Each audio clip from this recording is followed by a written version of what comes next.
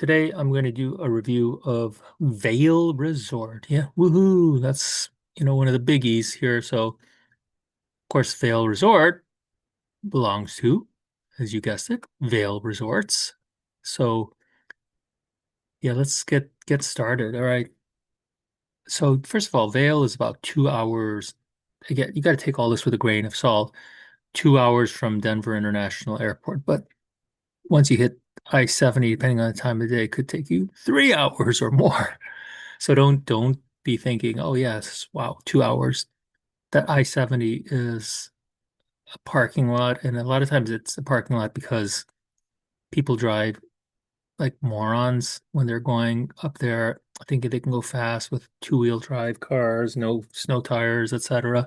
Cause accidents. The next thing you know, you're stuck.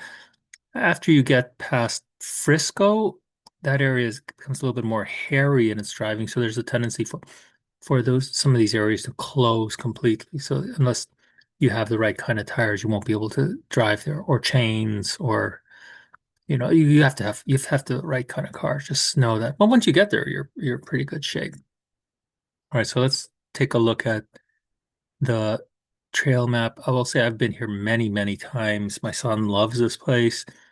I know people think that Vail has a bad reputation because it's so ritzy. And listen, it's one of these. The town itself, the ski town, is very manufactured. It's a lot of like these manufactured towns. Seaport Village in San Diego is one of them. Peddlers Village outside of Philadelphia. You got these like little manufactured towns. They're not real towns. They're just more for shopping. But that's okay. Stratton has the same thing in Vermont. You got all these little fake towns, but it is nice, very, very pretty, very pretty. You're bound to see people there do kind of dumb things, like people try to fit in, look like they're real skiers. Some people do really stupid things, like they'll wear ski boots just to be ritzy, even though ski boots are the most uncomfortable thing you can have when you're not on the snow. Oh, God help us all. All right, so let's take a look at the mountain itself. So I'm going to the trail maps. So you have a lot of terrain here. It's an expensive place to ski. If you don't have an Epic Pass, it's really hard to justify going here on a day. We'll get to the prices in a little bit. But let's take a look at the front side map, and I'll give you my secrets to how to get there, how to have a nice day. Parking's not free. It's going to probably cost you about $30 to park. Unless now you can't park away. There's a road over here. I don't know if it's past on the other side of 70. There's some surface roads where you can park for free and you can take a bus. So if you're into that, you want to save money, good idea, right? But if you just don't care and you're with family and you just want to ski, I just would just pay the parking. Usually where I go is I go to the Lions Head parking area there. There's a good parking garage out here. To me, it's easy, right? Because you get this gondola here, the Eagle Bond gondola, takes you all the way to this eagle's nest. And what I actually do is I go with my gear. I don't, I'm not wearing my ski boots, etc. I have my gear with me, right? I have all my gear with me, and I go up to Eagle's Nest.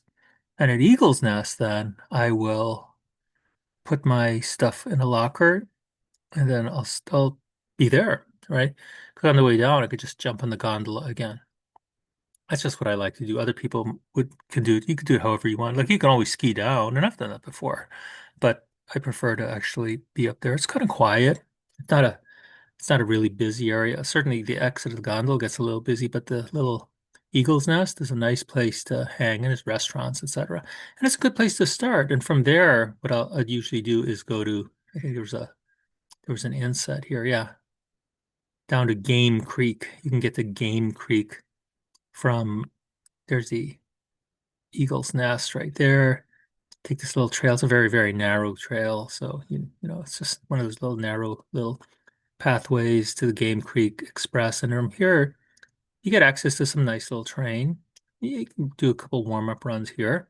I think I've done pretty much all of these, especially on this side here, right? And this down the middle, etc. But usually it's our way to get to to the back. And then, okay, so then from there, right, from there, you can go to all these nice areas here, right? So I think, let's see, I mean, it's so huge. Usually, I think this is with I go pretty much on these big trips with my son all the time. So we'll usually go up to around here. Let me see, there's a little house. Yes, we come up around, oh, here, Game Creek Express. Yeah, so we come up right here. And then from here, you go down like Honky Dory, etc. And then you get up to the Mountaintop Express. This area here gets very, very congested on busy days. On busy days. One of the things about Vail is it gets really, really busy. So if you're there on a special time like spring break or during a holiday, it's going to be crowded, and you can expect to wait in lines for a long time. That's obviously one of the drawbacks of this area. But up here, you got tons of really good runs. North Star, South Rim, Gandy Dancer, Riva Ridge. This is actually this is a historic trail dealing with U.S. military who um who who were ski people. They were actually skiers who turned into soldiers rather than soldiers who turned into skiers. I've read a little bit about this. But it actually everybody thinks, oh, I got to do this. This is cool. Let's go to Riva Ridge, but it has some steepness to it. So just be aware of that. I think people get lulled into thinking it's something really easy to do, right? But it'll take you all the way back to the bottom, and then to the gondolas again if you want that. And I think that there's a Lindsey Vaughn run here since she's obviously from this area. There's just so much stuff to do. All right, well. The fun part, of course, is the back bowls. So let's get to the back bowls.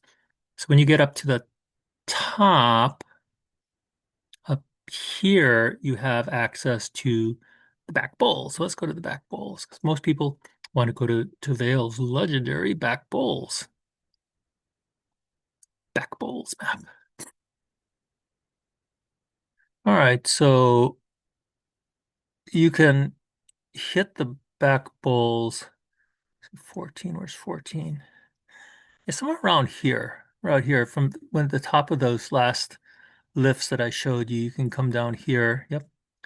And then go next to the Teacup Express. Let's see, I want to show you some good areas here. Or is it the Orient? No, not the Orient Express. Oh, yeah, right around here. Sign Up Express. Okay, you can come down here. There you go. You can come down this way. So at the top where I was showing you before, the lifts kind of converge in this area here, and then you have a grand entrance to the back bowls.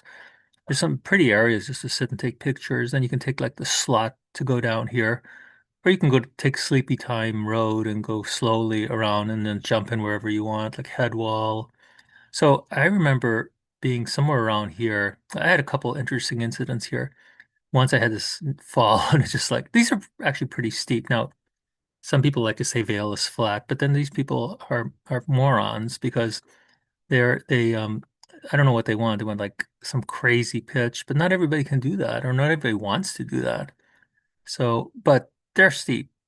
So here I had this fall one time. I think it was right next to the lift because I remember I was by the side of the lift. Then I fell for a long time, slid down, made it okay, made it out of there. Another time, I jumped off here into like Headwall, and it turned out that it was all icy moguls because it was early morning, was April. I guess it was warmer during the day and then cold at night. And it was like, it took me this was still when I was relatively not a great, not where I am now. Certainly, I'd still hate that now, but I had to work my way down really, really slowly. Those experiences, though, made me feel like, shoot, I can do anything. It's good to have that safety net around you. I just watched the ski patrollers when I was learning how to ski, watched how they manage really difficult terrain, and I just kind of mimicked what they do. So if you ever need safety stuff, you can do it. Um, yeah, you have this little lift here, or you can go all the way down too. the bottom here as well to Teacup Express. But there's some nice terrain over there. Nice terrain. It gets very busy. The slot gets really, really busy. I almost had an accident there once too, so it just gets tough. I've done all these runs going around. I think there's one that I did. I think I did this Silk Road one time. We went down somewhere here, but the one that I found really for my first time doing something. Oh, I think we went down Poppy Sea Fields. Yeah, Poppy Fields. Yep, that's it.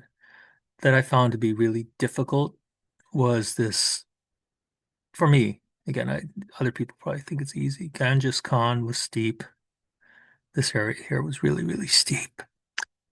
Now, I mentioned that this place gets extremely busy, and unfortunately, because it's so busy, you can get these, and of course, with winter conditions, you can get problems with lifts. And one of those problems occurred when we wanted to go to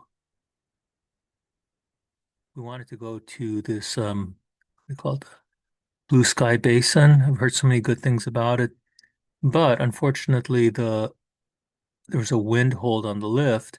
And then all of a sudden, you had like about 500 people at the bottom of this lift. It was just crazy. I said, forget it.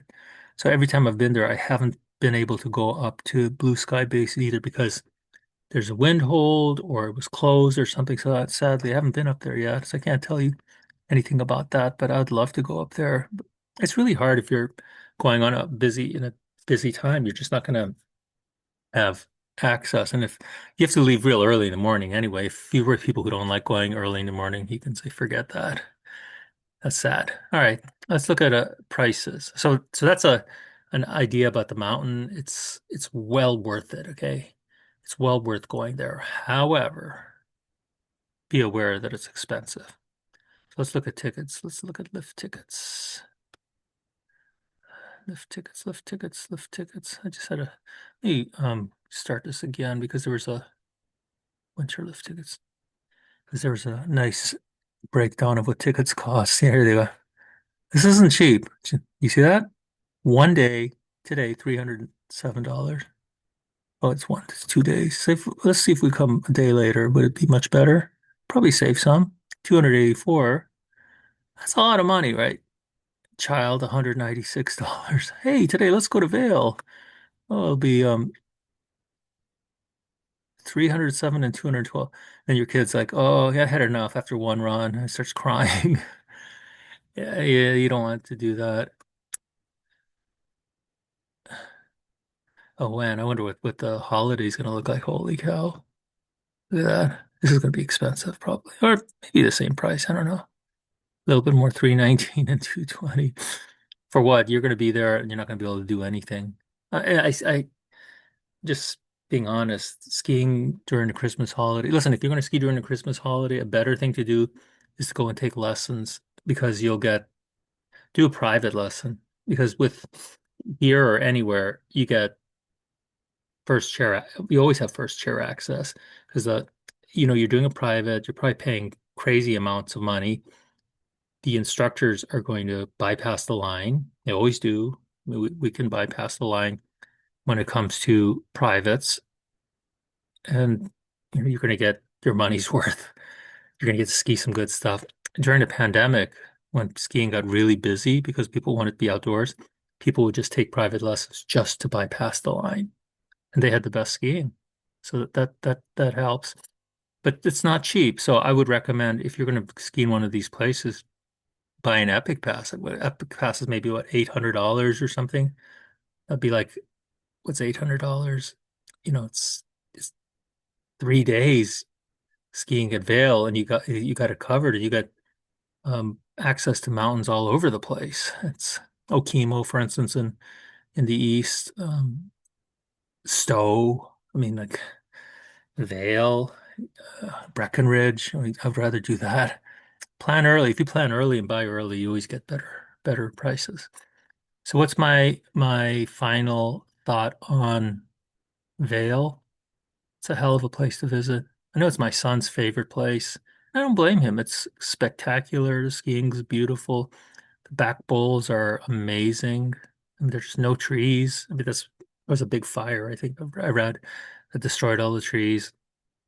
I mean, you're going to have a good time, but just be prepared for crowds. And if you don't like skiing, you're with somebody who doesn't like skiing, tell them to hang out in the town, have some good coffee, or go up and take the gondola up and just enjoy the view, whatever they want to do. It's a lot of fun, good place to go, plenty of terrain. That's it. That's my review. Have fun. Bye.